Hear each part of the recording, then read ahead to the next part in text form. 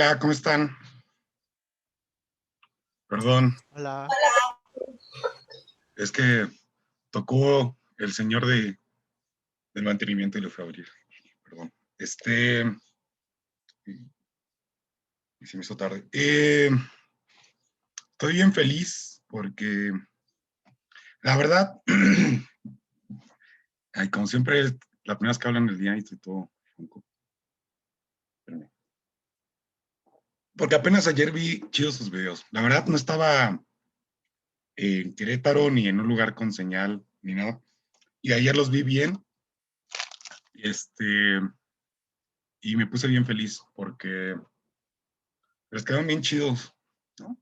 Felicidades. Tan chidos que los voy a compartir en Biología WAC, les aviso de una vez. Eh, no sé si todos, pero yo creo que la mayoría, porque también les aviso que voy a usar alguno de ellos, que yo creo que van a ser casi la mayoría, para cosas de difusión. Apenas estoy armando el proyecto, o sea que no sé muy bien cómo hacerlo, pero le es como un tipo, es una colaboración. Pero ya dejen primero, eh, lo hago y ya después les platico, porque apenas lo estoy armando. Y ya, pues la neta les quedó súper chido, se pasaron de lanza, ¿no? Pues que no, o sea, están bien pros, ¿no? No sé por qué. ¿Por qué lo hicieron tan chidos? O sea, ayer lo estaba viendo y lo estaba viendo, de hecho, con mi carnal y su novia en mi canal, ¿no? Y los puse en la tele y estamos cotorreando. Hasta me eché unas chelitas, porque estaba bien cansado. Llegué de ver, bueno, les voy a platicar rápido. Eh, Fui a ver, sí les dije, ¿no? Fui a Zumba, Estado de México, Morelos, justo en las faldas del volcán Popo. Está Ozumba, Estado de México, y Cuautla, Morelos. Son lugares con mayor producción de plantas medicinales en México. Son los principales proveedores del mercado de Sonora. Sí lo conocen, ¿no? El mercado más grande donde van todos los eh, herbolarios y todas esas cosas. Pero pues estuvo chido porque fuimos a hacer un estudio de cómo se produce y se distribuye, almacena y comercializa, así como esas plantas medicinales. Estuvo bien chido. Ya no les platico. Pero regresé ayer bien cansado y dije, voy a ver los videos todo. Y me pregunté por qué, o sea, ¿cómo decirlo?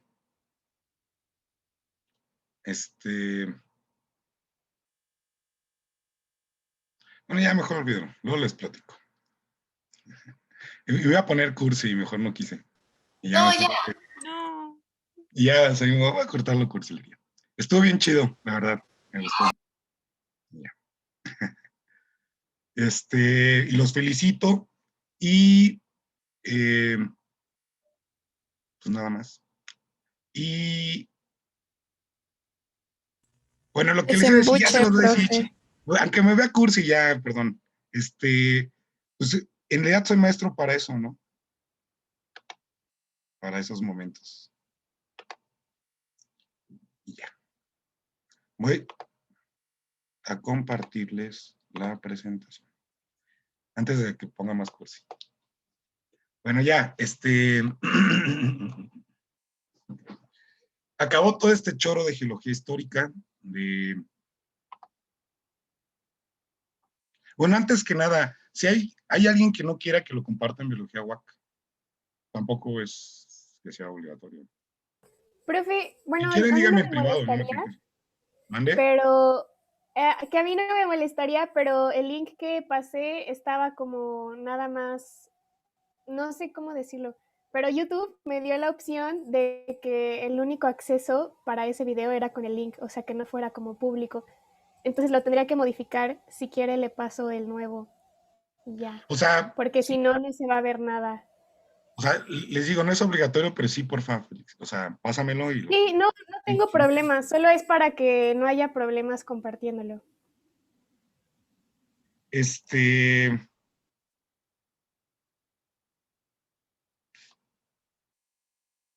¿Quién hizo el de caballos? ¿Dónde está? ¿Por qué nunca pone su cámara? Itzel.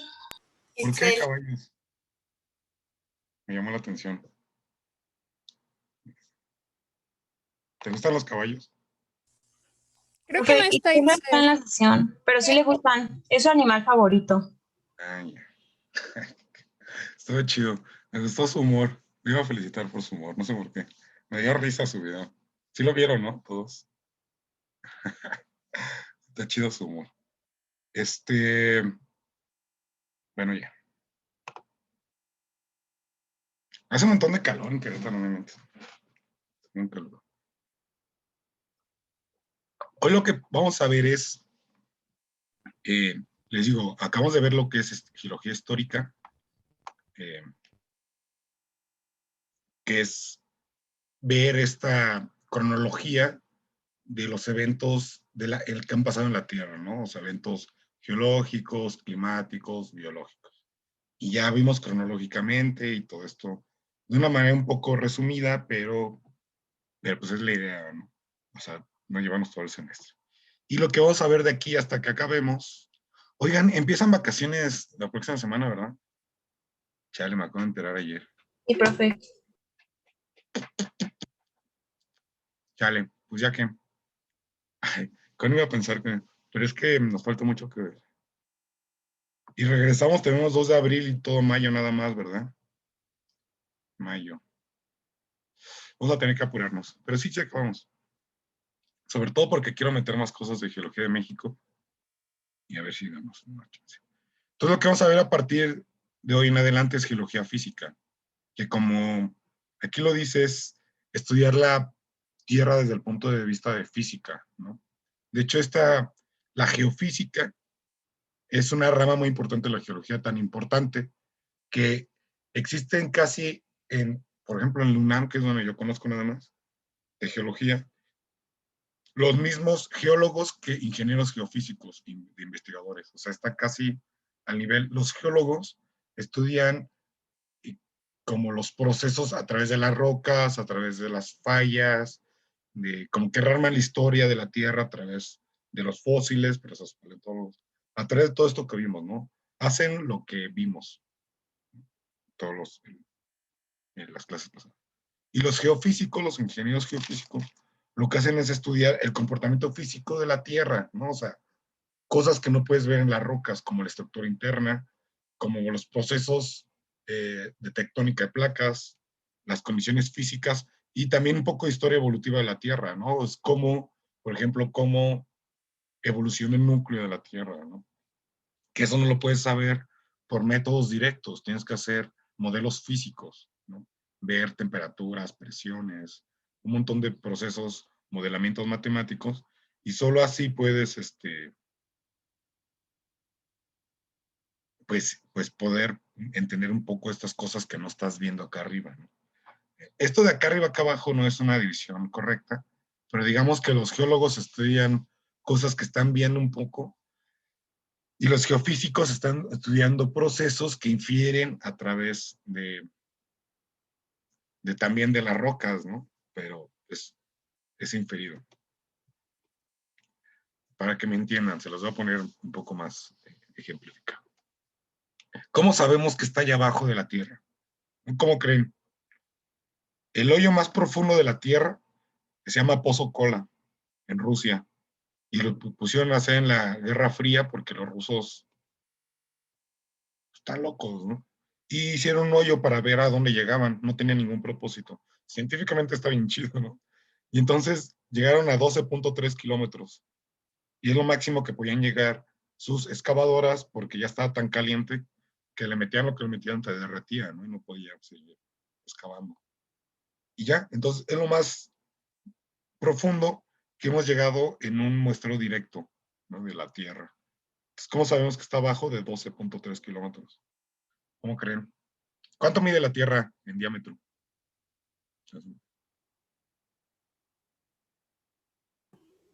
Yo tengo una duda.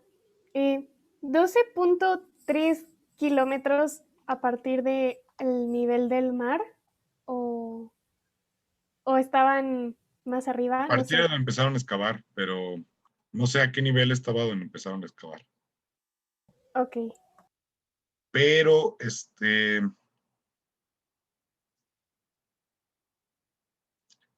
pero entonces ya que estás, ¿cómo crees ¿Cómo crees que sabemos que está acá abajo? Profe, Por lo que está aquí arriba. Ah, sí, ándale. profe, jeje. Dime, Acabo de buscar y dice que el diámetro de la Tierra es 12.742 kilómetros. ándale. ¿Y el radio? Entonces sería la mitad, ¿no? Entonces, 6,000 y cacho kilómetros, 6,500 casi kilómetros. Pues solo hemos llegado a 12, ¿no? O sea, nada. Entonces les digo, los geólogos, digamos que están estudiando esto, y como bien dijo Félix, pues saber lo que está pasando allá abajo por cosas que encuentras acá arriba, principalmente rocas o diamantes. Por ejemplo, los diamantes, no sé si sepan, pero cuando se casen y te han que regalar un diamante o le regalen un diamante, no sé si se usa eso todavía, pero piensen que es grafito, o sea, un carbono que se formó muy presente en carbonífero hace mucho tiempo, se subdujo, o sea, el carbono estuvo en la litosfera, se subdujo, llegó a un promedio de 660 kilómetros de profundidad mínimo, digo, perdón, entre 140 y 190 los de baja, pero también se pueden formar a los 660. Pero, o sea, tienen que llegar súper profundo, ¿no? Mínimo esto. Y ya que llegan ahí, este carbono se empieza a someter a presión y temperatura por mínimo 1,000 millones de años. O sea, un diamante tarda 1,000 millones de años en formarse. O sea, no fue animales, fue mucho antes, ¿no? Carbono que se generó, no necesariamente inorgánico, ¿no? O vivo. O sí, pero que se generó hace 1,000 millones de años mínimo. Y ya después, recuerden, la Tierra se enfría, pasando calor del núcleo hacia las demás capas, y entonces derrite la roca. Y la roca derretida tiene menos densidad que la roca sólida y se eleva, ¿no? Y llega hasta la superficie. Y entonces lleva diamantes que son muestras que vienen de profundidades súper, súper profundas. Y ya. Y entonces, estos son los métodos directos todavía. Estás viendo algo directo, ¿no? No estás infiriendo ningún modelo físico. Pero esto lo hacen los geólogos, ¿no? Pero el modelo más usado en el mundo para métodos directos son los pozos, sobre todo los pozos petroleros, ¿no? O de agua. Los petroleros se están haciendo en todo el mundo como así, picando así la tierra como un alfiler. O, por ejemplo, México, con el petróleo, bueno, hablo muy lento. Es que siempre me dicen que hablo muy rápido y estoy tratando de hablar lento, pero luego me pasa. No tanto. Y y solo en México, por ejemplo, imagínense, cuando el petróleo estaba como a $100, 90 y tantos dólares, convenía hacer pozos en aguas profundas, arriba de 2, 3 kilómetros de profundidad. Porque aquí está el agua súper fría y los pozos cuestan un montón. Y te costaba 50, 60 dólares sacar un pozo de acá o más. Pero si lo vendías a 100, pues te convenía. Entonces México se puso a picar como idiota un montón de pozos así. También contamina un chico. Y de pronto el petróleo baja y no ha subido a arriba de 60 dólares. Y va a subir. Igual y 100 años, ¿no? Pero entonces estos pozos ya no sirven de nada. O porque te cuesta más sacarlo que lo vendes, ¿no? Entonces están inactivos y tienes que sacarlo de acá. Y entonces aguas someras, todo Chicxulub ya no lo echamos, que son aguas someras, ¿no? Meteorito. Entonces México ahorita está sacando de agua media, profunda media, pero que cuesta más o menos, ¿no? Pero lo que tiene reservados bien chido México es agua profunda. Pero quién sabe si podamos en el en el corto plazo, llegar a él, ¿no? Bueno, el chiste es que estos pozos lo que es un hoyo, meter un tubo, y esto del hoyo lo sacas como si fuera un popote. Entonces, es una muestra de todas las capas de la Tierra, de la corteza superior, ¿no? Entonces, esto es como hacen los geólogos las columnas estratigráficas, o sea, pues un esquema de como un corte transversal de la corteza. Pero pues solo puede llegar a 4 o 5 kilómetros. Estos cuates se pasaron de lanza. Tan profundo no hay petróleo, no haces hoyos más de 4 kilómetros, no te sirve de nada. En Querétaro haces hoyos, por ejemplo, para agua de 100, 200 metros nada más. Y también lo puedes utilizar para hacer un muestreo de la roca. Bueno, cosas que encontraron acá es que está a 180 grados centígrados a los 12 kilómetros. O sea, cada vez va aumentando la temperatura y ya pues empieza a derretir todo por la fricción y la temperatura. Y hay un montón de oro, 78 gramos de oro por tonelada, con el rentable a partir de 34 gramos por tonelada. Pero es súper caro sacarlo, ¿no? O sea, el oro por densidad, mientras más bajo te vayas, más oro hay. Pero el oro llegó aquí. Ven, ya que estamos aquí, les voy a platicar.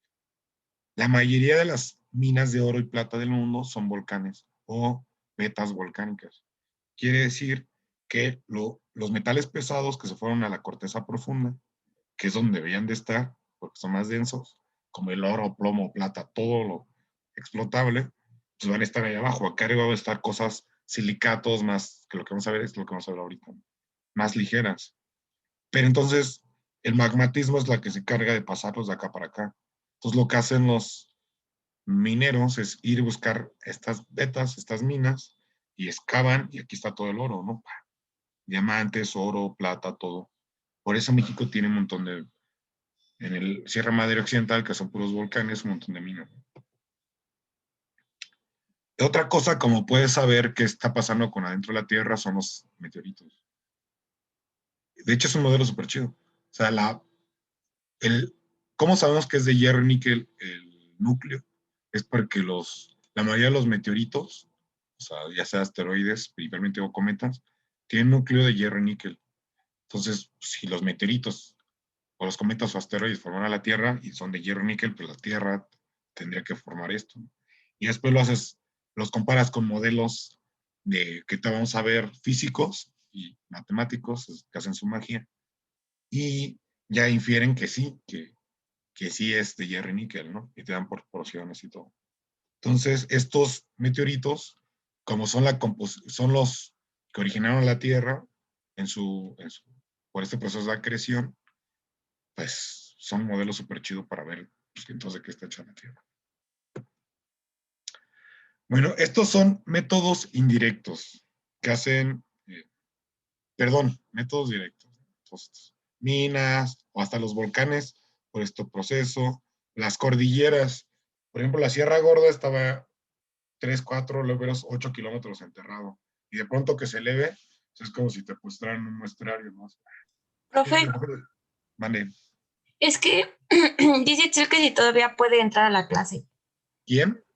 Itzel, ¿Por qué sí? ¿Por qué no? O sea, ¿a poco le tengo...? no sé, Eh, es que se escapó su perrita y por eso no había entrado. sí, pero, o sea, no tengo bloqueado a nadie, o sea, se puede unir libremente, ¿no? Ok. Creo. Si no, que me diga ahorita, pero... Security. No, no, no, no. No hay security. Entonces se puede unir. Bueno, entonces esto, pues que la Sierra Gorda que le ves 3 y cacho kilómetros de pliegues, pues te hace que tengas un muestrario, ¿no? Que puedas ver lo que está pasando 3 kilómetros de profundidad. Y existen los métodos indirectos, que es lo que estudian principalmente la geofísica, ¿no? Que es qué está pasando más allá de lo que no vemos. Es muy chido. Pero son estos métodos, ¿no? Vamos a verlos.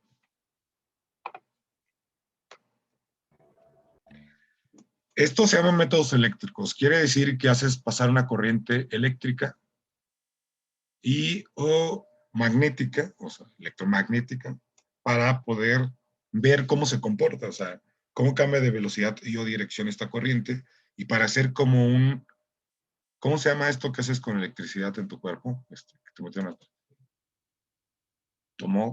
tomografía, como una tomografía cerebral, así. ¿Electrograma? Ándale esa cosa, un electrograma del cerebro. Y ve cómo se hace. Me acuerdo porque, bueno, yo me parezco a esos viejitos que siempre cuentan sus historias. Pero bueno. Una vez estaba en un congreso en Puerto Vallarta, porque siempre se hacían ahí los de geofísica, que es como el congreso más grande de geofísica. Y yo iba a lo de paleontología, ¿no? Entonces, estaba bien fresa porque lo patrocinaban las empresas petroleras en Puerto Vallarta y en hoteles bien sangrones, está bien chido. Fui como 7 años. Solo iba a lo de paleontología y no volví a parar. No, había cosas chidas, iba cosas. Pero de petróleo no me gustaba. Pero bueno, el chiste que ahí conocí unos doctores y así nos invitaron a Fito y a mí a hacer estos estudios, métodos eléctricos a través de la costa de Puerto Vallarta y Nayarit, en un como yate y así. Nos pintaron bien chido, ¿no? Y y dijimos, no, pues sí, ya después del congreso nos vamos 2 semanas a poner esto, ¿no? Y ya imaginaba yo así bien chido, pues haciendo, pues así, no sé, pues en un yate con un cóctel y así. Pues no, nos llevaban a corrales de Nayarit y Puerto Vallarta llena de garrapatas sin calor de la chingada. Por 2 semanas a hacer hoyos mal comido. Y a lo que hacíamos era hacer hoyos gigantes y montar bobinas. Bobinas que metías así y así, o sea, horizontal y vertical. Y con los técnicos iban y medían y hacían pasar pulsos eléctricos. Y así íbamos y recogíamos las bobinas. O sea, fuimos engañados, hicimos chalanería, pero estuvo chido porque íbamos con geólogos y nos divertimos. Pero bueno, lo que estamos haciendo es cómo se comportaba la subducción en Puerto Vallarta, ¿no? Abajo. Estamos tratando de saber qué está pasando. Ellos, yo no estaba chalán, yo no sabía qué estaba haciendo. Pero qué estaba pasando abajo de Puerto Vallarta. Y entonces hacen pasar la corriente. Estas bobinas lo que hacen es pasar una corriente electromagnética y puede llegar a hasta 100, 50, 10 kilómetros de profundidad. Y lo que hace la corriente es ir y regresar. Y lo que tú estás viendo es la resistencia eléctrica, que es lo mismo que les digo que el electrofosfalograma. ¿Sabes cómo cambia la velocidad, la onda eléctrica? Y que cambie de velocidad depende de la densidad del medio por el que está pasando. Entonces haces un electroencefalograma de abajo de la Tierra. ¿Va? Y ya pues puedes hacer modelos de cómo se comporta y qué está pasando acá abajo. O sea, cada tipo de roca, cada tipo de densidad cambia la velocidad de la onda y ya puedes hacer un modelo geofísico, que es este. Pero, lo chido son, en realidad, lo que se llaman métodos sísmicos. Y todo empezó, como siempre, en la Segunda Guerra Mundial y en la Guerra Fría, con las bombas nucleares, ¿no? Es que no creo que hayan utilizado las reales, pero por lo menos hubo un montón de pruebas nucleares en el mundo, donde los sismólogos sabían dónde y cuándo iba a ser. Entonces ya había sismógrafos. Un sismógrafo, que está muy adelante en la imagen, pues si no me voy a, como siempre, adelantar un montón. Pero un sismógrafo es una máquina que te puede detectar vibraciones, ¿no? Que están en la superficie. Al principio eran de papel. De hecho, los japoneses tenían sismógrafos hechos de dragoncitos, cabezas de dragones, que tenían bolitas, ¿no? Y cuando había un sismo, se caía una bolita de ese lado. Entonces ya sabías de dónde venía el sismo, ¿no? O había sismógrafos mexicanos, o sea, también había que estaban hechos igual con cántaros de agua, ¿no? Que tenían culturas pues, pegadas a la costa de Guerrero, así, Michoacán. También en la cuenca de México, ¿no? Pues, estaban en la gelatina de ahí de un lago que se vibraba muchísimo. Pero ya también en la Guerra Fría, Segunda Guerra Mundial, para detectar bombas y todo eso se desarrollaron de manera ya china, moderna, y ya son eléctricos, son ahorita hasta súper detallados, ¿no? De hecho, los usan para saber si hay cualquier explosión aparte del mundo, ya lo puede saber Estados Unidos, ¿no? Por las vibraciones. Y entonces, este sismógrafo te puede detectar la vibración, ¿no? Dame rezos. Entonces tú tienes un montón de sismógrafos en el mundo y si hay una bomba nuclear ahorita ya no se hacen con bombas nucleares, ya se hacen con sismos. Entonces hay un sismo, genera un montón de vibraciones, la Tierra vibra. Entonces transmiten estas vibraciones por la superficie, pero esas ahorita no las vamos a ver después. Las que nos importan para el modelamiento de la estructura interior de la Tierra son las vibraciones que se dan en el subsuelo, ¿no? Las que son profundas. Entonces son dos tipos de vibraciones. Se genera el sismo, viajan y son detectadas en un sismógrafo, ¿va? Entonces, hay dos tipos de ondas que pueden viajar. Bueno, estas son todas las tipos de ondas. Las superficiales, que son estas de acá, perdón, estas de acá, y las profundas, que son P y S. Las superficiales luego las vemos, pero son Rayleigh y Love. Rayleigh son las que son como un tipo ola, ¿ven? Una ola. Es un, se llama rodante, pero pues es como parecido a una ola, ¿no? Mira cómo va avanzando. Estas son las que les dicen, ¿cómo chingados? Trepidatorio, ¿cómo le dicen los López Dóriga esos tontos? Oscilatorio, trepidatorio, es que esos no son unos que se usen, pero serían esto, y las Love se llaman cizalla, van viajando en esta dirección. O sea, son los dos esfuerzos, o sea, las dos fuerzas generadas por el sismo o por la bomba nuclear, viajan por la superficie de roca, deformándola. Entonces las deforman en forma de ola y en forma de cizalla, y viajan de forma independiente cada ola, digo, cada onda. Y por eso, a veces un medio va a amplificar una onda y la otra la disminuye, o a veces una onda va más rápido que otra. Entonces los sismos se sienten de diferente forma. Por eso le dicen, está, es que no me acuerdo, o sea, ¿alguien sabe qué es eso? Contase así que es, y contase así que es. Bueno, no me acuerdo muy bien, pero según yo, oscilatorio es cuando es como así y trepidatorio es como así. Entonces, oscilatorio es ondas Love y trepidatorio es ondas Rayleigh. Sí, pero pues no tiene valor científico lo de trepidatorio y oscilatorio, ¿no? O sea, nada más es como No, dicho. o sea, es las ondas superficiales, o sea, los sismos se generan y viajan por la superficie. O sea, un sismo se genera porque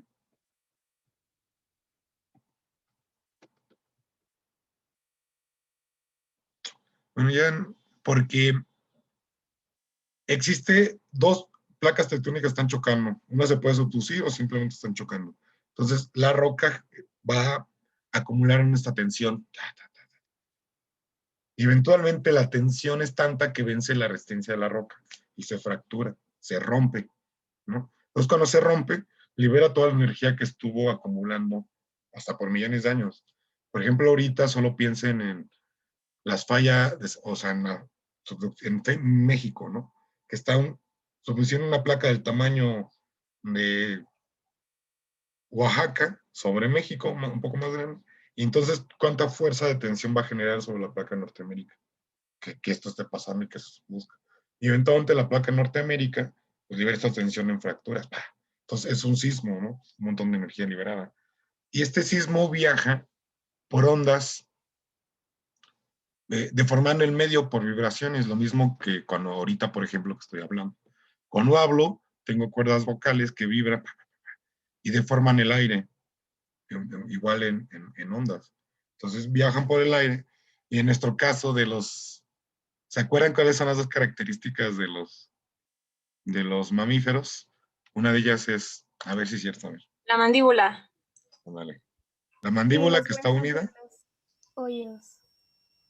y que los oídos, la mandíbula se une a acá arriba, no importa los nombres, y los huesitos de la mandíbula que estaban acá, que tienen, por ejemplo, reptiles, se vuelven chiquitos, se vuelven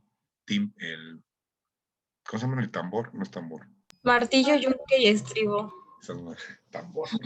Es que yo imagino así. Y lo que hace es este tambor, capta las vibraciones y las transmite, las transforma en una señal eléctrica y las transmite a tu cerebro que las interpreta como un sonido. Entonces es lo mismito. La Tierra se rompe, libera vibración, la vibración viaja de forma un medio en forma de ondas por la superficie o por la profundidad y son captados por sismógrafos que son como tímpanos. Miren qué buena metáfora me acabo de inventar. Y ya. Y entonces, lo chido de estas ondas, las P y las S, que son las profundas, es que viajan por desde un lugar donde se genera el sismo y pueden ser detectadas en toda la Tierra. O sea, atraviesan toda la Tierra. Y las ondas P, como las ondas S, vean, las P son las primarias, las S son las secundarias, por eso. Primaria, secundaria. Todas las ondas P son las ondas longitudinales que viajan comprimiendo y extendiendo. O sea, como un gusanito. Gusano. Y esto es solo en las ondas profundas. Y las S viajan en cizalla, que se llaman. Y estos se llaman ondas transversales, pero son como unas olas, pero en 3 dimensiones, porque está la dimensión de acá abajo. ¿Sí me entienden? O sea, estás en la profundidad. Aquí solo estás en la superficie. Entonces es una deformación igual, así como una ola. Entonces tienen características particulares cada onda, ¿no? Las primarias se llaman primarias porque viajan más rápido que las secundarias. No son más rápidas. Entonces vean esta tabla.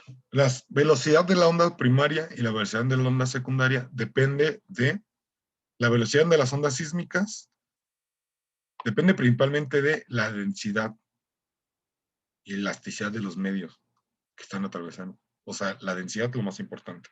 La elasticidad depende de una constante, pero en resumen, esta es una constante, esa es otra. O sea, lo más importante en el valor de la velocidad de una onda es la densidad del medio porque va pasando.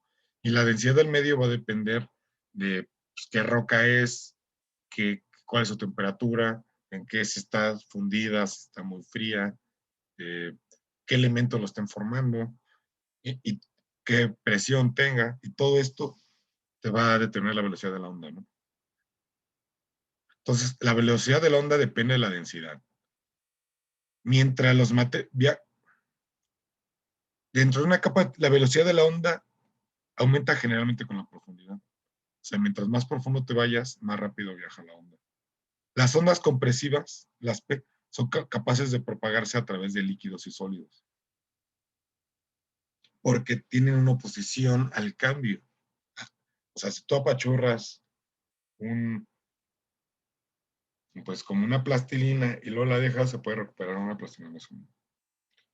Pero pues, si tú apachurras así como un algodón y lo dejas, se regresa, ¿no?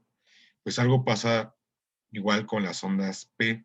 Si el material se puede regresar a su estado anterior, sí pueden ser atravesadas por las ondas P. Pero si el material no puede regresar a su estado anterior, no pueden ser atravesadas por las ondas S, las de cizalla.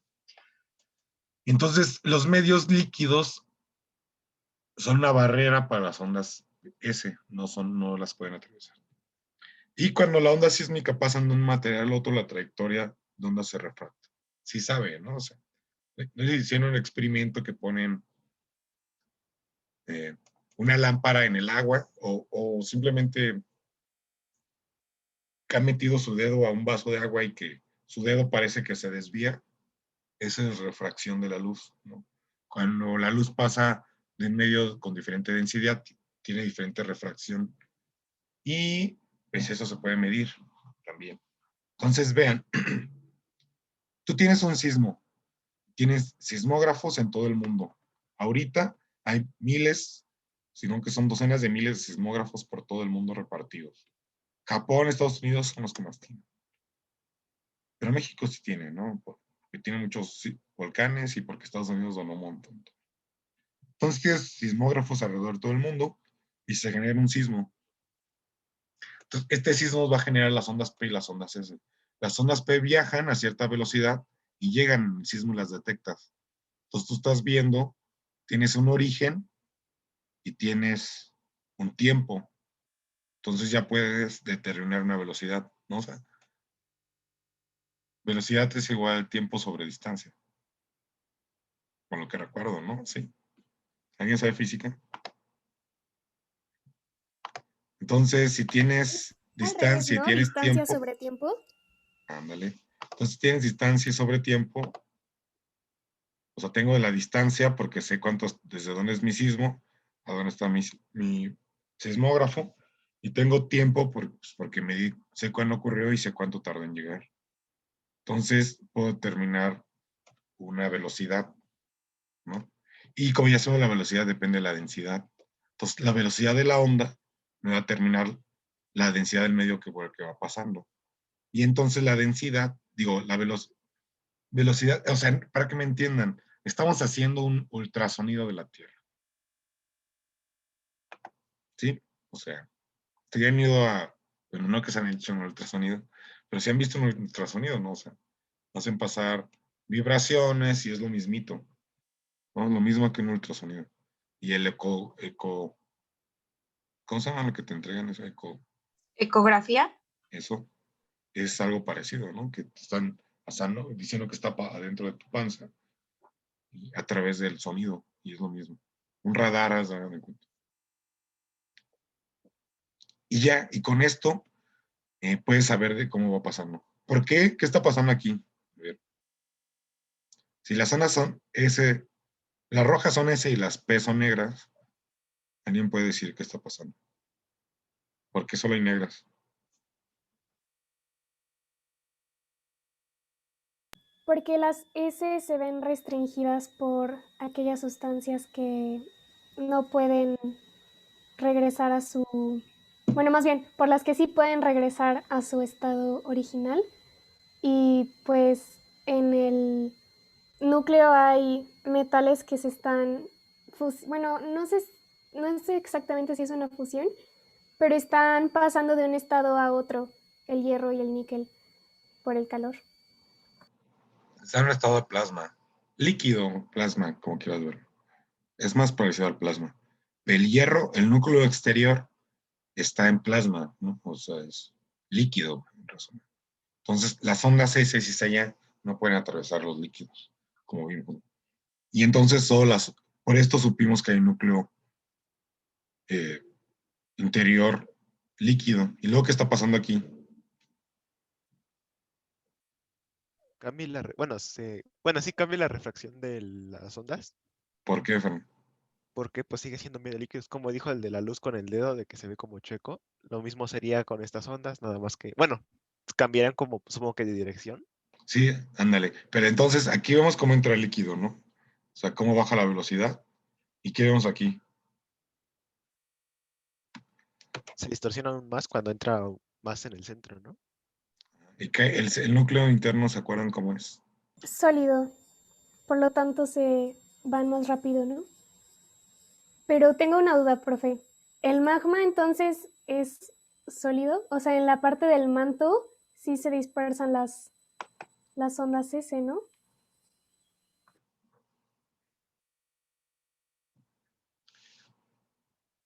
O sea, sí, pero ya se cortaron acá atrás. No importa. O sea, ve, con esta gráfica creo que te va a quedar más claro. Aquí estamos viendo profundidad comparado con velocidad de las ondas, P y S. Entonces estamos viendo, pues, lo puedes ver en esta grafiquita que acá, es lo mismo. Igual lo ves profundidad, ondas S, ondas P, está graficada velocidad. Más rápido, más lento, ¿no? Igual, más rápido, kilómetros por segundo, y más lento. Entonces lo que ves, ¿qué ves aquí? ¿Por qué aumenta la velocidad a los 30, 50 kilómetros? 20, 40. Vean cómo aumenta la velocidad de las ondas P y S. Aquí es súper. ¿Por qué? ¿Qué hay ahí?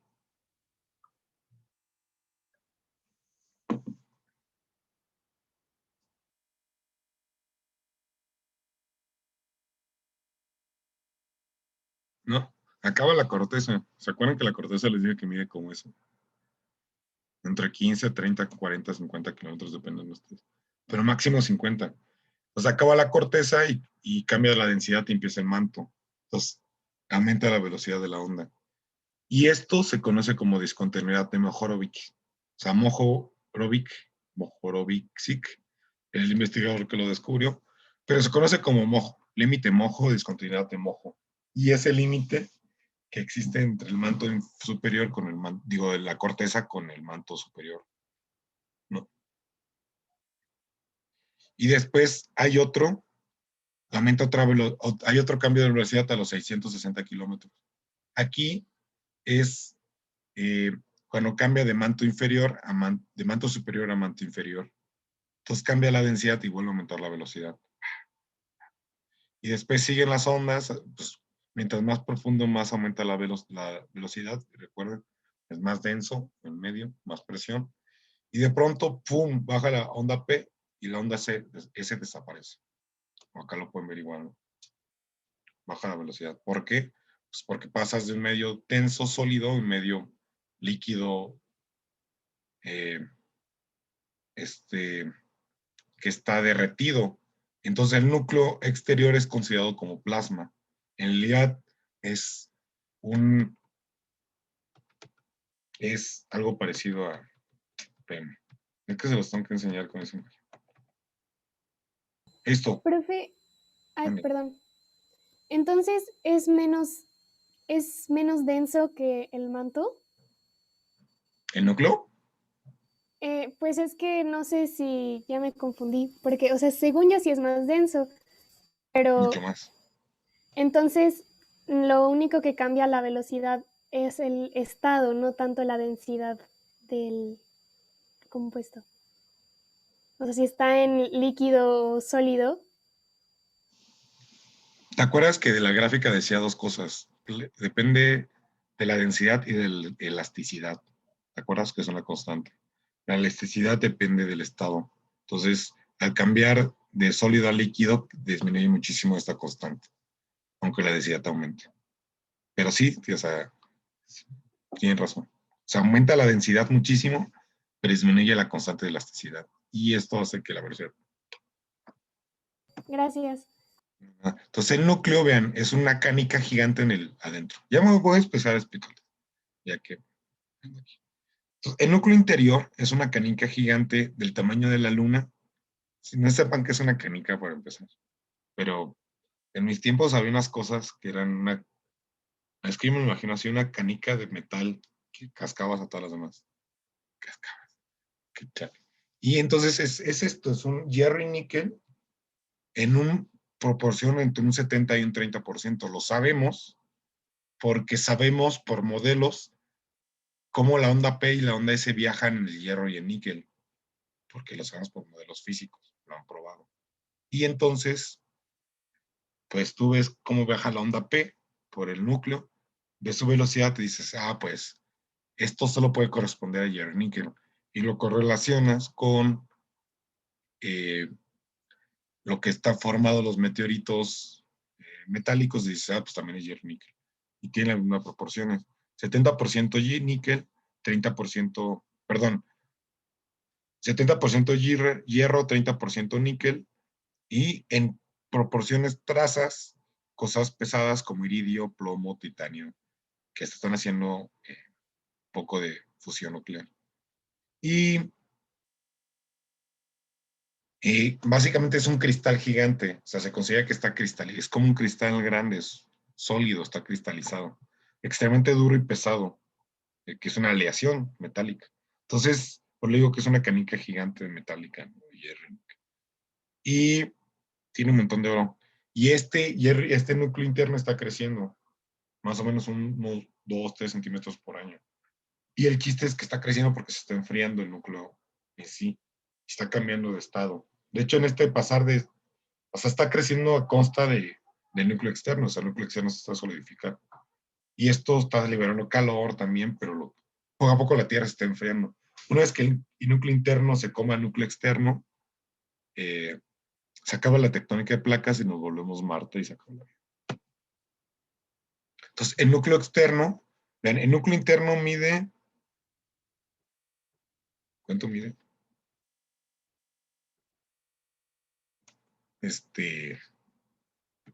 No me acuerdo de la, ahorita se los pongo. Pero bueno, eso es lo que decía el núcleo. Vean, entonces, el núcleo interno es sólido y el núcleo externo está en ese estado pues, de plasma fundido, ¿no? De magma caliente. Y las ondas P, pues baja la velocidad, aunque aumente la densidad, disminuye el índice de elasticidad. Y después pues vuelve a aumentar la densidad, entonces vuelve a aumentar la velocidad. Y lo que vemos aquí es, pum, aumenta la velocidad de trancazo, y es porque pasaste de núcleo interno a núcleo, núcleo externo a núcleo interno. Como es más denso, pues aumenta la velocidad. Esta discontinuidad de entre manto y núcleo externo se llama Gutenberg, y entre núcleo externo y núcleo interno es de la doctora Lehmann, que lo descubrió, pues es discontinuidad Lehmann. Y ya. O sea, pues es lo mismo, ¿no? Las ondas P, las ondas S, lo ves aquí, pues ves cuánto tardó en llegar y ya pues hacer modelo de que tardó en llegar, o sea, que el tiempo que tardó es determinado por la ansiedad y por el medio por el que va pasando. Y hacemos un ultrasonido de toda la Tierra. Entonces, estas son las estructuras de la Tierra, lo puedes ver desde dos puntos. Un modelo estático que puede ser una división química de las capas de la Tierra, y un modelo dinámico que es basado en el comportamiento mecánico de los materiales. O sea, si son comportamiento dúctil, fráctil o elástico. O sea, cómo se van a comportar también estos sismos y estos medios eléctricos a través de ellos, ¿no? O sea, cómo es comportamientos físico y químico, para que me entiendan. Y entonces es un sinónimo, pueden usar cualquiera de las dos, depende de qué se estén refiriendo. Entonces tenemos la corteza o litósfera, que es lo mismo, y tienes un comportamiento fráctil, y es la parte más superficial, ¿no? de la Tierra. Y estas son las profundidades que le digo que pueden llegar. Después tienes el manto inferior, manto superior, o astenosfera. Astenosfera es este comportamiento de que como el manto superior está semifundido, de hecho, tiene entre el 1 al 5% de su composición fundida. Entonces es como una parafina caliente. O sea, astenosfera, tenemos la mesósfera, que en realidad está más sólido que la astenosfera. Después tenemos o manto inferior, si quieres, la discontinuidad de Gutenberg, o T, que le ponen también, entre la mesósfera y el núcleo externo, o ese se llama igual en los dos. Después la discontinuidad de Lehmann, y entre el núcleo externo y el núcleo interno. Y ya. Y esas son las profundidades, ¿no? 6.378 kilómetros de radio. Entonces el núcleo interno mide de 5.120 a 6.200. ¿Por qué no me lo pone? Sin hacer cuentas. El núcleo externo mide de 2.900 a 5.000, 3.000, 2.020 kilómetros. Ay, 2.000 y cacho kilómetros. O sea, el núcleo externo es, imagínense, 2.000 kilómetros de espesor de Jerry Nickel, la presión que ejercen sobre el núcleo interno. Entonces, es estoy esperando, bueno, es por eso que es sólido, ¿no? O sea, está más caliente el núcleo interno que el núcleo externo. Entonces, debería ser fundido el núcleo interno más que el núcleo externo, ¿no? Pero ¿por qué no es esto? Es por la presión. Estos 2.000 y cacho kilómetros de hierro y níquel ejercen tan presión que sube muchísimo el punto de fusión del núcleo interno. Recuerden, la fusión, para derretir el núcleo, depende de aumentar la temperatura o disminuir la presión. ¿Se recuerdan?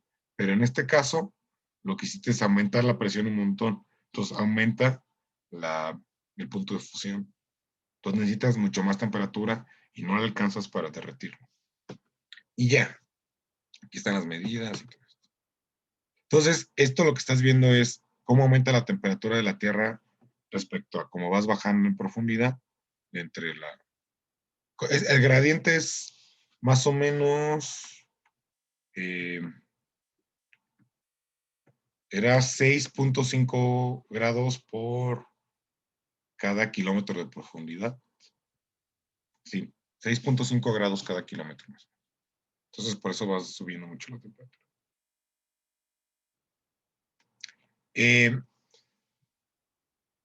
¿Por qué la Tierra está caliente?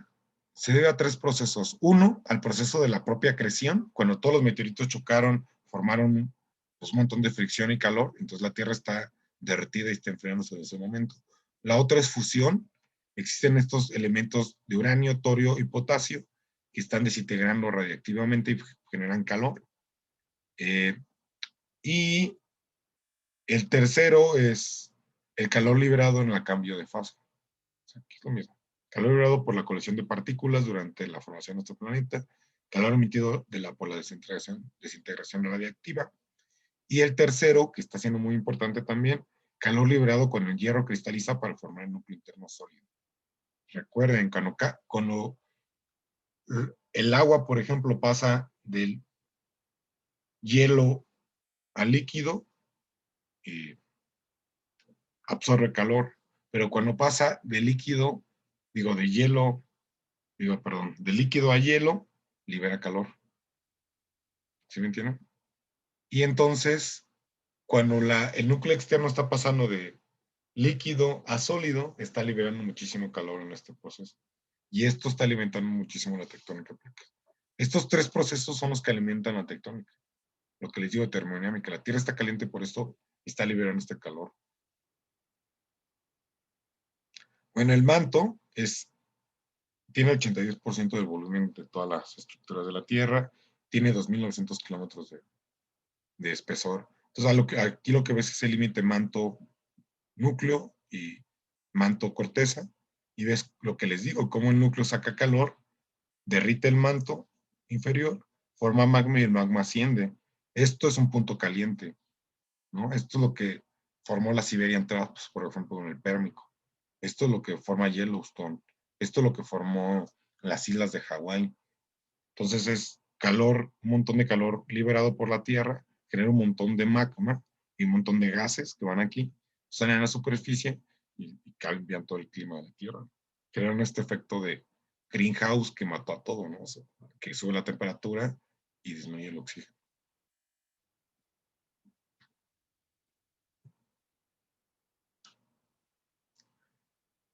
Entonces el manto se divide en astenosfera o mesósfera o manto superior o inferior. El límite es hoy 660 kilómetros, ¿no? Y les digo, está el astenosfera entre 1 al 5% fundido. Entonces empiezan en una parafina, en una vela. La corteza que está arriba es la parte dura, que está fráctil, y cuando la parafina está semicaliente y la puedes comprimir, deformar, se llama dúctil. Eso es el comportamiento de la astenosfera, comportamiento dúctil.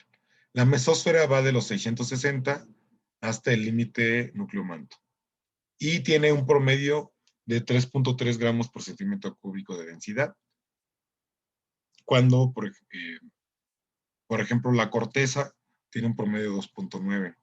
Entonces, por eso la Tierra, se me olvidó decirles, o no sé si les dije, bueno, ahorita no, pero en el pasado sí les he dicho. La Tierra se dividió en estos procesos por densidad. Los más densos se fue aquí, así. Entonces, siempre lo más denso va a estar hasta abajo. Entonces, la corteza 2.9, 3, el manto 3.3, y mientras vas bajando se va haciendo un poquito más denso. Están hechos de una roca que se llama peridotita y kimberlita. Ya que vemos roca, ya les explico qué quiere decir esto. Esta no, les voy a meter. Vean, esta es ¿cómo libera calor el núcleo? Existen 3 modelos, existían, ¿no? Ahorita ya es uno que es el más aceptado. Uno de ellos es que todo era lineal, o sea, plumas calientes sacan calor y la subducción metía el frío, ¿no? Un proceso convectivo normal.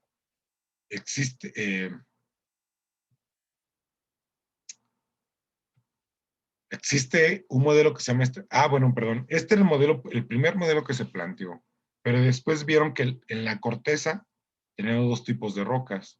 Una roca que tiene mucho hierro y magnesio y otra roca que no tiene nada de hierro y magnesio, que tiene otros elementos como fósforo, sodio, potasio, calcio.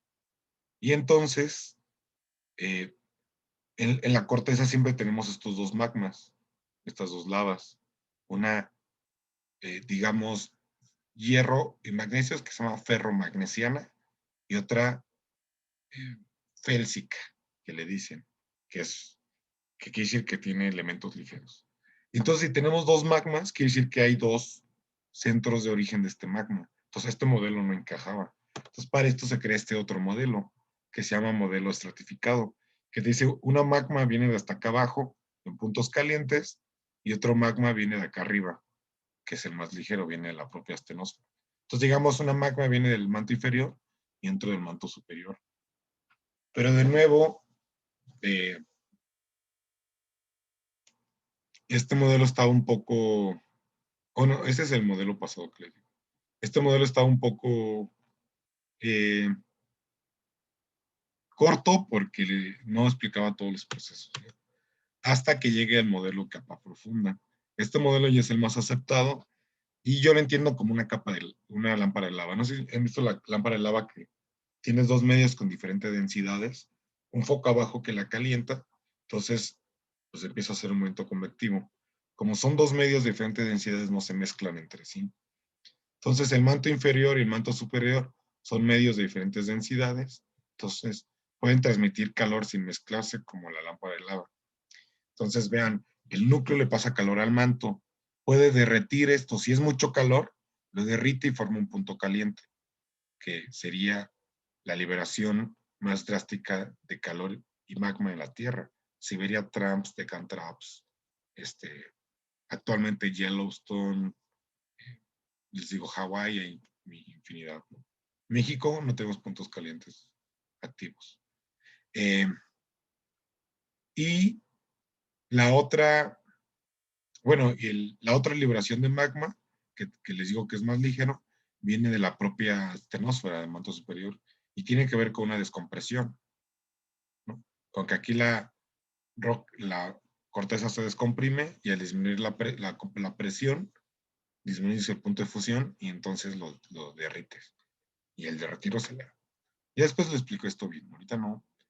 Solo quiero que entiendan que más o menos, bueno, no, que entiendan cómo libera calor la Tierra termodinámicamente, ¿no? O sea, del núcleo lo genera por estos procesos que vimos, lo pasa al manto, el manto, o sea, al calentarse muchísimo, se derrite y se eleva, llega a la Tierra, se enfría, formando roca, o sea, pero el calor pasa al mar, del mar a la atmósfera, o al continente y directamente a la atmósfera, y de ahí se escapa al espacio. O la otra es por descompresión también. Y luego, lo frío es por subducción. Se mete una corteza fría y entonces este es un movimiento convectivo.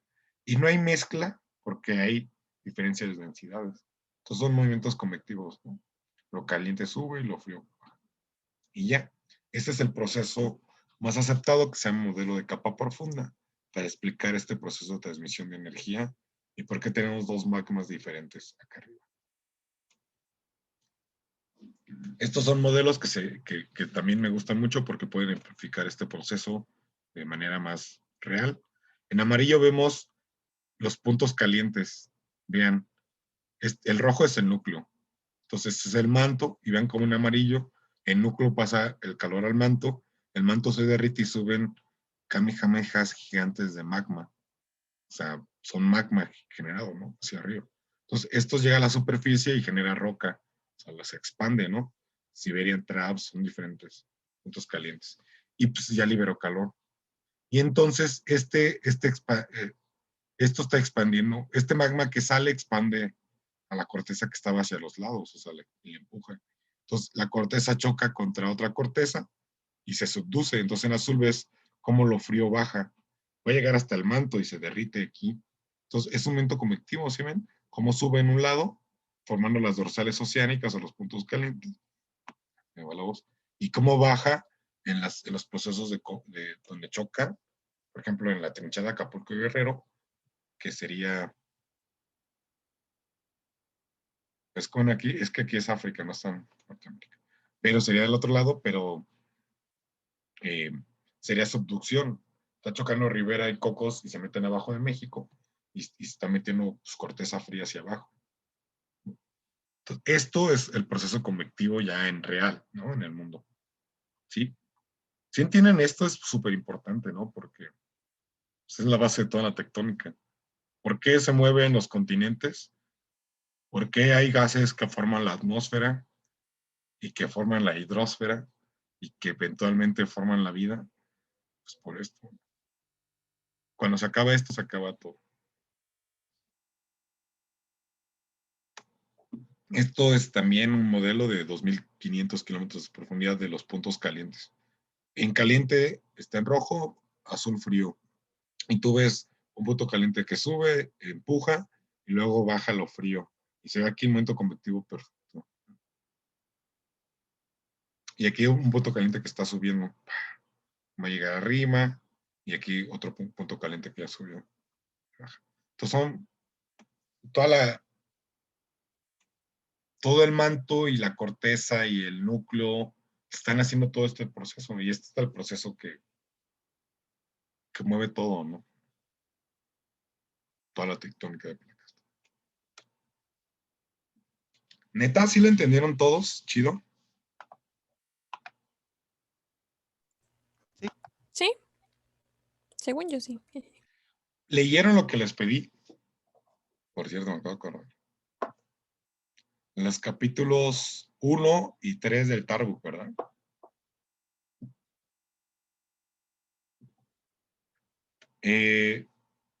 Léanse también uno que se llama Estructura de la Tierra. Se me olvidó decirles. Pero ahí explica esto. ¿Va? No me acuerdo el número, pero en el índice dice Estructura interna de la Tierra. Ya dice núcleo, manto, corteza. Revísenlos y ya van a entender más detalladamente esto. Sí, profe. Entonces, eso para el miércoles. Son capítulos fáciles, ¿no? Si les gustó, ¿no? De horas. Neta, léanlo, es casi imprescindible que lo lean. Entonces, el núcleo ya lo vimos, es 11 gramos, salta de 13 a 11 de trancazo, pues porque es puro metal. Y todo esto ya lo vimos, ¿no? Entonces, núcleo externo líquido. Y ya, bueno, lo que no vimos del núcleo externo es que, pues también está generando este momento convectivo, es hierro y níquel que sube y baja, ¿no? Igual que el manto. Y entonces va a generar lo mismo que un dínamo. Si conocen un dínamo, es lo mismo. O sea, tú tienes una tierra que está girando y estás haciendo pasar un metal, ¿no? Y entonces generas una corriente electromagnética, ¿no? En este proceso de rotar el metal. Y esta corriente electromagnética, pues genera un campo magnético, ¿no? Vean, esto es un poco una ejemplificación. Tienes el núcleo interno y el núcleo externo y tienes movimientos convectivos de que pues, sale calor y ya derrite todo, ¿no? Y se mete lo frío. Y entonces vas a generar, eso es un dínamo, estos procesos de que el hierro se esté moviendo, ¿no? Estos metales. Entonces generas un campo electromagnético que se ve aquí.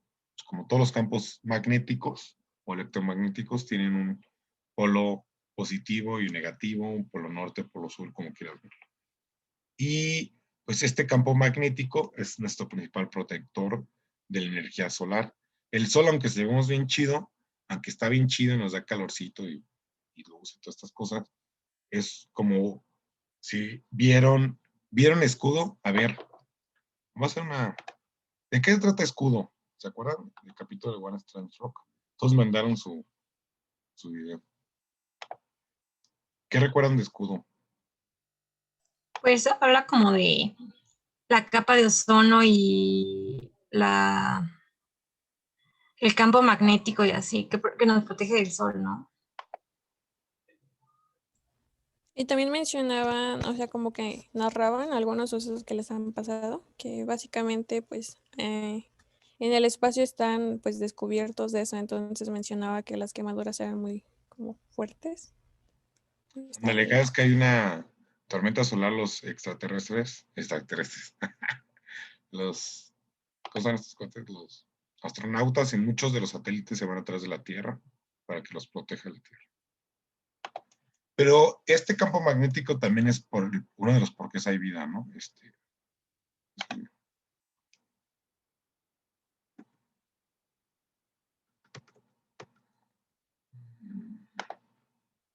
Vean, llegan, El sol emite rayos X, ultravioleta extremos, ultravioleta medios, ultravioleta cercanos. Y luz visible e infrarrojo. Sí saben todo esto, ¿no? Entonces, casi todo esto nos derretiría o no prometería la formación de vida ni moléculas orgánicas complejas si llegara a la superficie de la Tierra o al mar.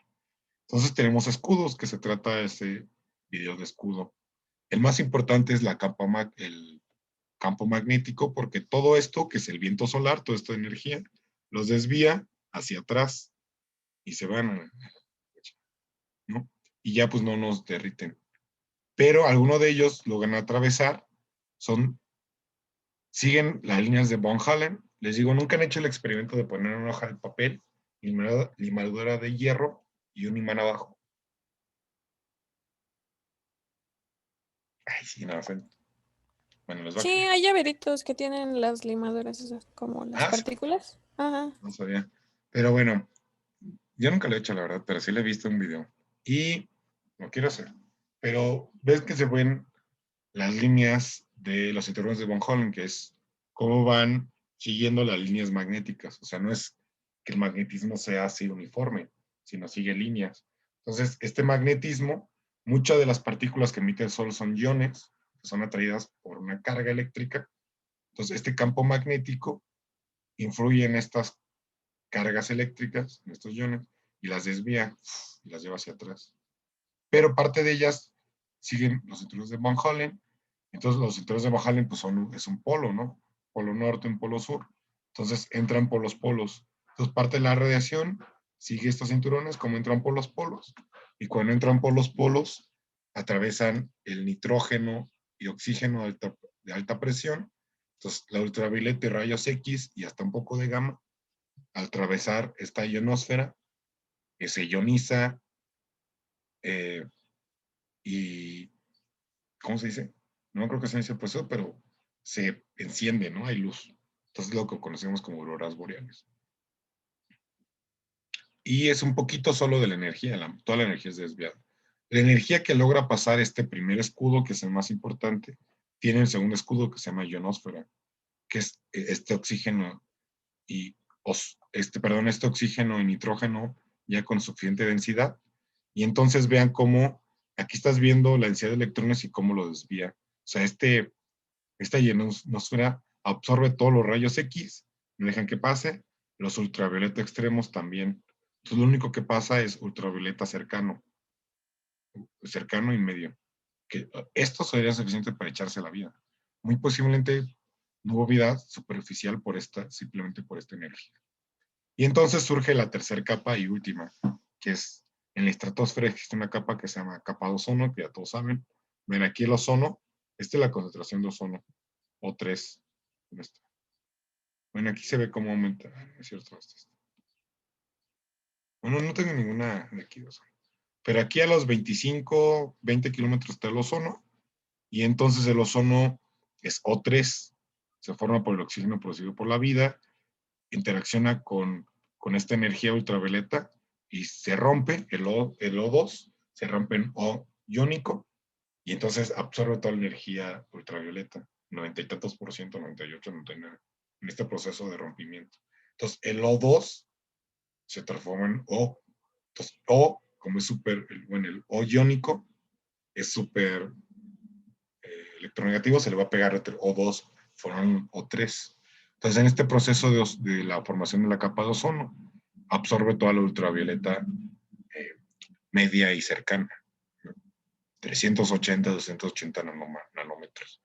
Y entonces cuando surge esta capa de ozono, cuando hay un montón de plantas y helechos, en el carbonífero devónico, pues ya absorbe toda la ultravioleta, vean. Ultravioleta lejana la absorbe la ultravioleta media y lejana la absorbe, ya no logra llegar. Entonces lo único que llega es un poquito de ultravioleta, luz visible e infrarrojo. Y ya la vida dijo, no manches, la luz visible es la mera onda. No nos daña, nos da un chingo de energía, nos da calor, ¿por qué no lo usamos? Y ya haces fotosíntesis. La fotosíntesis es justamente absorber mucho de esta luz visible, o ver solamente es la capacidad de usar este espectro para entender el medio que nos está rodeando, ¿no? Está bien chido ver. Y los rayos infrarrojos es el calor, no sepa, ¿no? El calor depende de los infrarrojos. Entonces, toda la luz que llega a la superficie es absorbida y luego se emite en infrarrojos. Nunca se ha preguntado por qué hace más calor abajo que arriba, si el sol llega de arriba para abajo. Sí, Porque parte de los rayos se quedan ahí, ¿no? O sea, no nada más permite o evita que entren rayos, sino también evita que algunos salgan. Por lo mismo también del efecto invernadero. Y el CO2 hace que se mantengan gases en la superficie. Digo, gases, los rayos en la superficie y hace más calor. Sí, sí, pero falta algo. Vean, todo el calor de la Tierra depende básicamente del Sol, ¿no? Un poco de geotermia, de volcanismos, pero no, es más el Sol. Entonces, cuando llega el Sol, llega principalmente luz visible y un poco de ultravioleta, o sea, lo que llega a la superficie, al mar principalmente o al continente. Entonces, esto no te calienta, la luz visible ni ultravioleta. Tiene que ser absorbido por las nubes, por la humedad atmosférica, por el agua, por la superficie terrestre o por las plantas. Y una vez que es absorbido, es remitido en infrarrojos, en calor, hacia el espacio. ¿No? Entonces, por eso el calor se siente de abajo hacia arriba. Los infrarrojos es lo que te da calor, ¿no? Y estos infrarrojos ya saldrían en el espacio, pero como bien dices, existe gases de efecto invernadero, que son principalmente el vapor de agua, y en mucho menor medida el dióxido de carbono, metano, principalmente, pero también están óxidos nitroso. ¿Cuál es el cuarto? Los clorofluorocarbonos. Entonces, todos estos gases de efecto invernadero se encargan de que dejan pasar el espectro ultravioleta, perdón, el espectro visible y ultravioleta del de menos energía. Pero una vez que cambia del espectro infrarrojo, ya no lo pueden pasar. O sea, ya no pueden pasar estos gases. Entonces rebotan. Salvo, no les voy a hablar esto de ciencia de la Tierra 2, pero salvo una cosa que se llama ventana atmosférica, que son ciertos infrarrojos que sí pueden salir. Pero la mayoría de los infrarrojos se quedan rebotando acá abajo todo el tiempo, con las nubes y con estos gases, ¿no? Y esto mantiene la Tierra caliente. Por eso estamos calientitos y no somos Marte, ¿no? A menos 100 grados en la noche, que sería lo normal si no hubiera este proceso. O sea, la Tierra tiene un montón de procesos súper complejos que de alguna forma pasaron solo aquí, ¿no? O sea, que está bien chidos. O hasta ahorita es el único lugar donde se conoce. Bueno, entonces este magnetismo terrestre tiene un montón de influencias en la vida. ¿En cuáles creen? ¿En qué perdón, no voy a decir groserías. ¿En qué creen? Antes decía muchas groserías. ¿En qué creen que influye el magnetismo en nosotros, en la vida? Bueno, no sé nosotros tal cual, pero las aves lo utilizan de cierta forma para las migraciones, ¿no? Y orientarse. Sí, sí. También en las mariposas ¿En las qué? Perdón. monarcas, ¿no? Pasa lo mismo. ¿Cuál es En la las principal? mariposas monarca, Ajá, pero ¿cuál es la principal forma de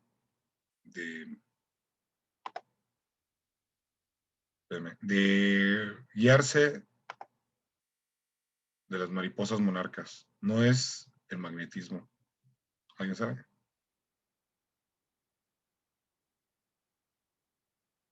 ¿No es el olfato?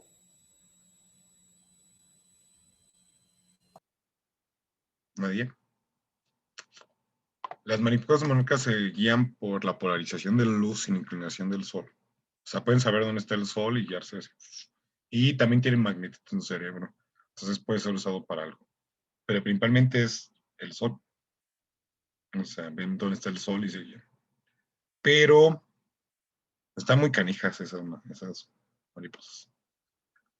Por cierto, ahora donde fui, el aguacate se está echando todo el Estado de México y Morelos. Igual que la mariposa monarca está valiendo por los aguacateros, lo mismo pinche aguacate. Ya no voy a comer aguacate. Bueno, ¿Qué más?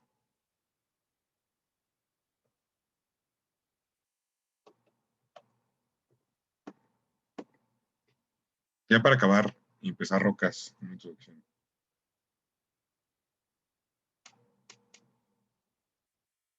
¿No? Las tortugas tienen magnetita. Nosotros tenemos magnetita. ¿Por qué? ¿Por qué tenemos magnetita en la cabeza? No se sabe, ¿no? Pero, pues, ¿qué está haciendo ahí? Algo tiene que ser. Las tortugas tienen magnetita en la cabeza.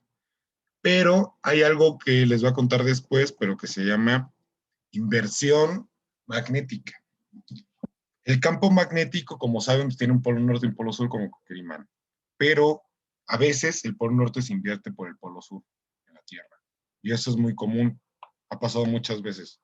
Y aquí es los últimos 5 millones de años y ves en rojo lo normal y en blanco la inversión. O sea, rojo, rojo. Negro es como está ahorita. Tú sacas una, ¿cómo se llama eso?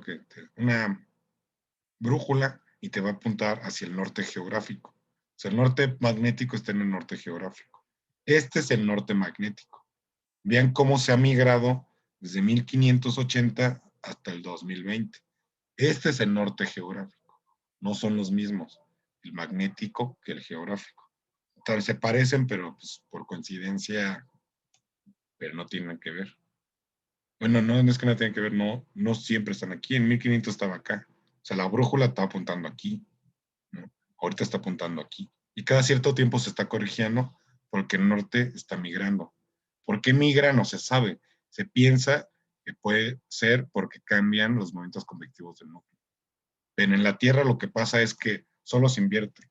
O sea, se mantiene más o menos aquí por miles, cientos de miles de años normal, que le dicen, así dando vueltas por aquí, es el norte, y de pronto se invierte.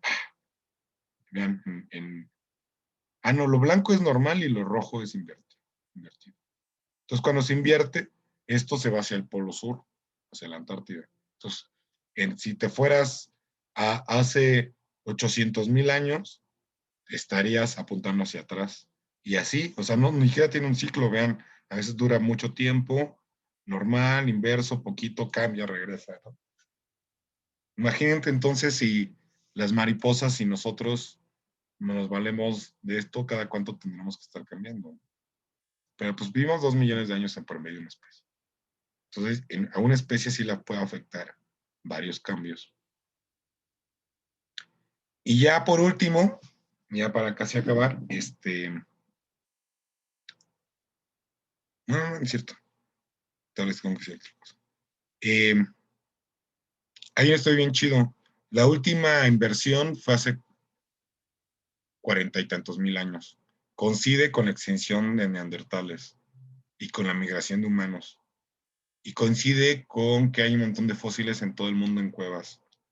Y coincide con esto. Entonces piensa que esta inversión magnética debilitó el campo magnético, causó un montón de radiación, causó un montón de luz solar, aumentó la temperatura, obligó a todas las neandertales y homo sapiens y homo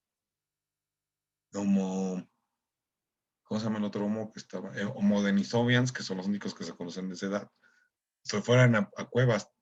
Ahí en Sudáfrica se encontró una cueva de esa edad que tiene cientos de miles de fragmentos óseos de humanos. No se sabe si, no son un homo sapiens, pero apenas va a ser una nueva especie, yo creo. Apenas se encontró. Y animales que cazaban en una cueva. Entonces, las cuevas de Borgoña, la cueva de Atacama, en América no había todavía, pero pues las cuevas de América, digo, de Asia, Europa y África, se atascan de fósiles humanos y de animales en este momento. Entonces, esto quiere decir que muy posiblemente tuvieron que refugiarse de la radiación adentro de cuevas y fue muy posiblemente la causa de extinción de neandertales. Y igual coincide con que fue la causa de que humanos migraran buscando otras cosas.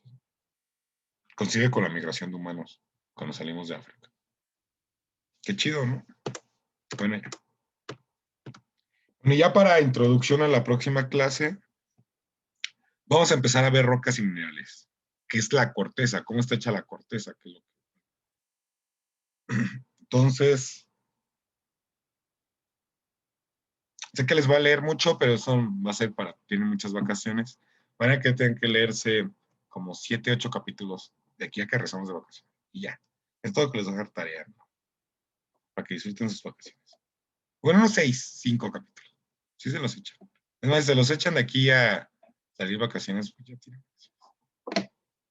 Y ya, esto es lo que les voy a dejar. Yo sí quiero. O sea, vacaciones son vacaciones. Bueno, entonces, rocas y minerales.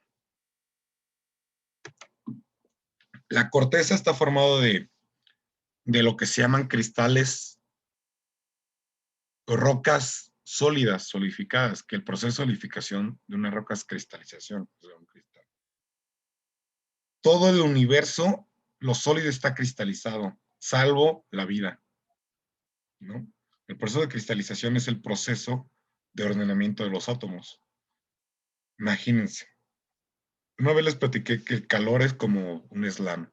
Los átomos están en magma, en plasma vibrando un montón cuando llegan, y cuando se enfrían, lo que hacen es los átomos empezar a dejar de vibrar poco a poco y se empiezan a acomodar. Mientras más tiempo le des de enfriamiento, los átomos se acomodan más chido, ¿sí? Entonces forman cristales más complejos. No sé si han visto una roca que tienen cristales en una lupa, o los cristales de rocas se han visto, rocas todos se han visto, esto es un cristal. Estos cristales que se forman en las rocas, mientras más tiempo les dé enfriamiento, más grande va a ser el cristal. Porque el proceso es, los átomos empiezan de núcleos de cristalización. Les voy a poner unas gráficas ahorita, unos esquemas. Y solamente es que átomos empiezan a dejar vibrar. Entonces empiezan a acomodarse. O sea, como si estuvieran todos en un slam y de pronto se empiezan a acomodar en hileras, ¿no? Entonces, mientras más tiempo le den que se acomoden, mejor se van a acomodar cada átomo. Y entonces, pues van a formar cristales más grandes mientras más tiempo. También depende qué material forme, pero el factor más importante es el tiempo en el tamaño de los cristales. Y si tú enfrías muy rápido, ni siquiera se van a formar cristales, o van a formar cristales muy chiquitos. En el caso de un volcán, por ejemplo, que pues, tienes lava que sale, pero también tienes una nube piroclástica, la lava va a tardar años o meses en enfriarse. Y entonces vas a formar cristales más grandes. Pero en la nube piroclástica, la ceniza volcánica se enfría en chinga.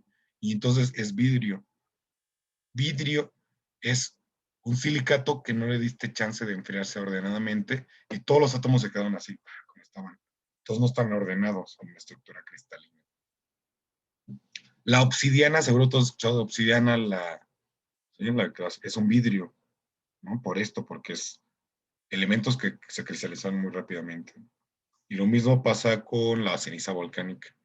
De hecho, un vidrio es silicatos, o sea, Vitromex, por ejemplo, la empresa más grande de vidrio de México, va aquí a Colón, agarra Pomex, que viene de las erupciones volcánicas, la calienta muy rápido y la enfría muy rápido. Entonces forma una estructura vitria, ¿no? Y ya, eso es el envase de vidrio, es eso. Y lo mismo la obsidiana. De hecho, el vidrio en realidad es un fluido. Por eso no, los vidrios actuales no, pero los pasados sí. Las catedrales muy viejas, los vitrales, están más anchos abajo que arriba, ¿no? Entonces este es un fluido súper viscoso.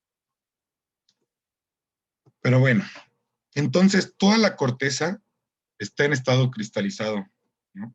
En este estado. Porque pues en realidad la corteza es magma que viene, que se está enfriando y está cristalizando. Entonces todo este estado que está cristalizado es corteza. Y se está formado por todos estos elementos, principalmente oxígeno con un 46%, silicio con un 28%, y en menor medida aluminio 8, hierro 6, 4 calcio, sodio, potasio, titanio y otros en cantidades extras. Pero no te regreso. Entonces,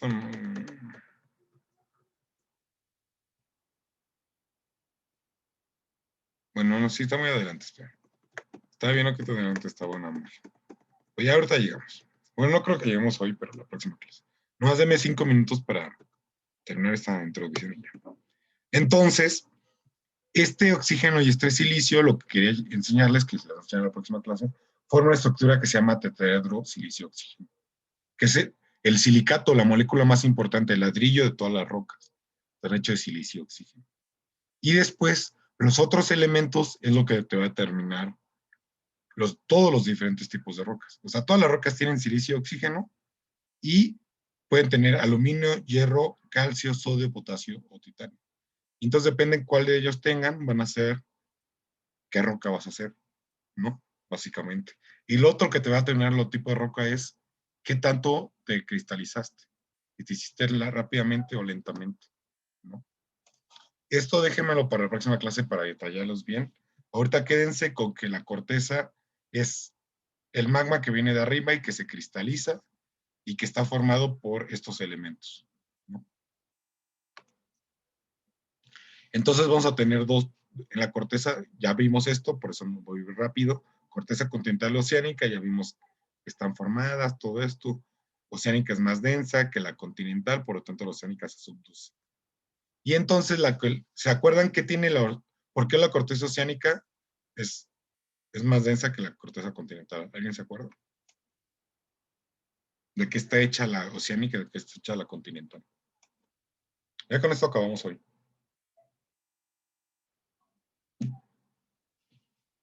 ¿No? Sí lo vimos.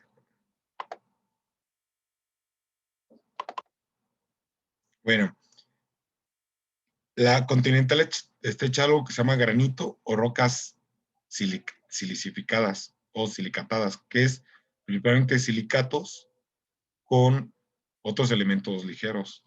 Y la roca oceánica está hecha de roca basáltica o ferromagnesiana, que son silicatos con hierro y magnesio. Entonces, este hierro y magnesio lo hace más denso. Pues ya, con esto lo dejamos por hoy.